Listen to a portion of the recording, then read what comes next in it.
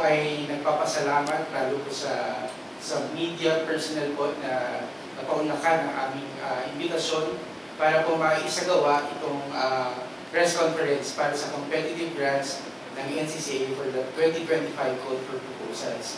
Kung maisip niyo po bakit po dito sa Region 8 isinasagawa, dahil nais po natin mas palakasin ang tulong ng NCCA para sa kultura at mga sining dito po sa Region 8, particular po sinentro po natin dito sa Tacloban City para po dito tayo magkita-kita upang dito po natin mas ma-disseminate kung ano yung mga kailangang maibigay na information, data tungkol po dito sa ating call for proposals.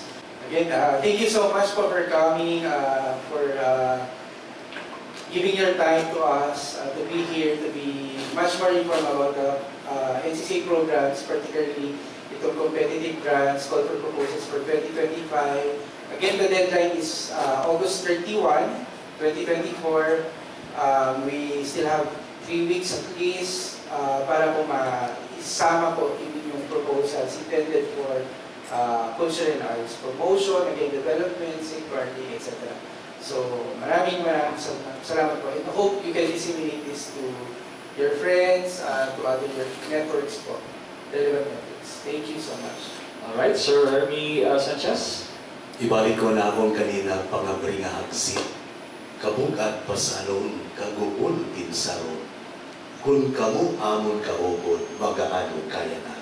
And on behalf po on the Subcommission on the Arts, especially on the National Philippine Dramatic Arts, we are encouraging po everyone to apply for the 2025 competitive grants po of the National Commission for Culture and Arts. Na makakabuli po kami, message na po kami kung may natanong kailangan when it comes to questions or inquiries on the competitive grants, and we're happy to answer po your questions regarding mga grants. Madamo po nga salamat kay maupay na agahan ng tanan. Alright, so damo nga salamat atong tanan, especially atong mga media partners nga napakanhi para makiusahan naton harampang hanaton mga kausa from the National Commission for Culture and the Arts. This has been your host, Rhea Narito of the Philippine Information Agency. Maupay kaudto hayo tanan. Thank you.